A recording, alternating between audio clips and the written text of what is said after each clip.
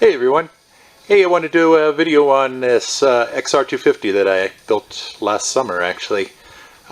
Never got a chance to do a video on it then, and I've got it on my lift here ready to do some maintenance on it and get it ready for this season.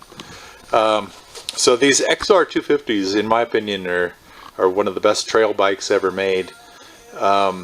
You'd say that only being a 250 that it probably doesn't have a whole lot of power, but it actually does. The horsepower and the gearing make it really functional out on the trails. I've got this one set up street legal as well, so I can ride to the trails. I'll show you a couple things that I did on it to make it street legal, and then I went through the Colorado titling process on it and got to clear plates and all of that for it. I've taken this back into some really remote backcountry, and I've never worried once about getting back out, because these motors are just absolutely bulletproof. They're great for dependability. They're air cooled and not water cooled, which is a huge thing for me. Had a coolant leak from that, and you know, I've been stuck before by water cooled bikes, and so one of the reasons that I really like these XRs is that I don't have that issue. When I picked this bike up, it was missing the forks and the front wheel because the guy had run into the back of a car. But it had very low hours on the motor. On the rest of the bike, everything was in great shape. It already had an FMF exhaust on it, which is nice. So what I did was I put an RMZ 450 2005 front end on this, and if you look up here, the steering stem length and all that is dead on for what you need. Works really nicely. You can also use the RMZ 250. From what I can tell, the only difference in the forks is the steering stem is a little bit smaller on the 250, but that's fine. That'll work nicely on this. So what you do is you measure the inside and outside bearing measurements in millimeters for what you need.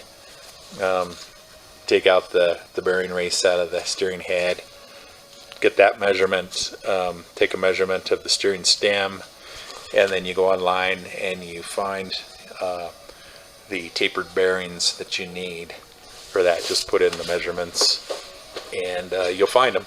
They're all bearings are available in just about everything you can imagine.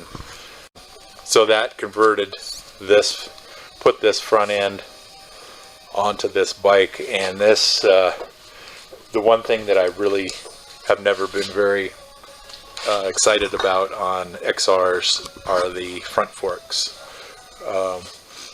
I know if you do an XR400 conversion onto this, the XR400s have a better set of forks than the others. And those are actually real nice, but they're also kind of silly pricey, and they're not as good as this. This is a absolutely insane setup on this, and it handles so nicely and handles bumps so well. I don't know what the guy had this set up for with weight wise and all, but yeah, I'm 190 pounds and this just works beautifully. What a smooth, nice front end this is on this with no flex, and it's great. So you know, you got the inverted. So I got the wheel, I think for $100 on eBay. I got the forks for $300. Bearings for probably another $40. I went ahead and made a headlight for this. I wanted something better than the stock headlights, so I made something that goes off the two stock mounts on the triples here and then bolts up top here, and this is kind of a U here for the headlight that bolts in. So this headlight, it's a nice aluminum housing on it, and it's got can't really see in this light, but it's got ribbed back and all of this, so it looks like a correct Baja headlight. It's actually an LED light for a Jeep, but that went on there nicely. I've got that on a switch here, got high and low. It's just incredibly bright out on the trail. That works really nicely. There's your high-low. And so that took care of my headlight situation. I came up and put a Trail Tech computer on here. All this takes is, I think I've got a wire running down to the high tension lead on the spark plug for RPM, and I've got a sensor up here on the front wheel for speed.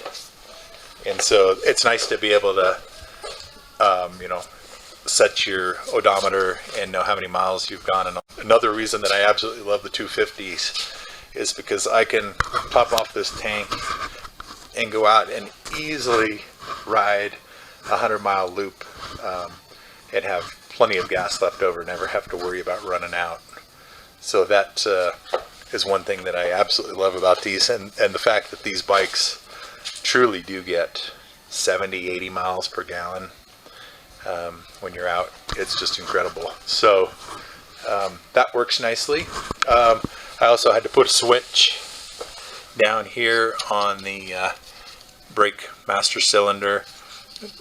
What you do is you replace the stock banjo bolt with this banjo bolt that also has a pressure switch built in, and you wire that on up here to your battery and to your tail light, so that when you push on the brake, you've got a nice bright tail light.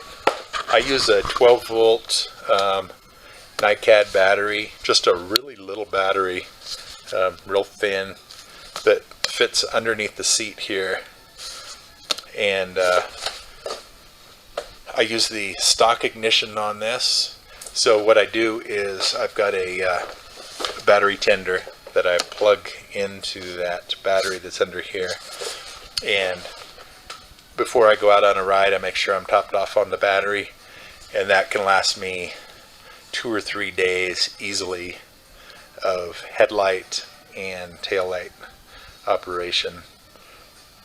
So that works really nicely, and it's a simple solution. So like I already said, I've got the speedo up here, I've got a rearview mirror here, and the necessary switches on the bars. I got a little horn underneath the tank, and with all of that stuff I was able to go to the state patrol and go through the process and get this bike titled. So got the gearing, I believe I've got a 42 in the back and a 13 or 14 in the front, I forget.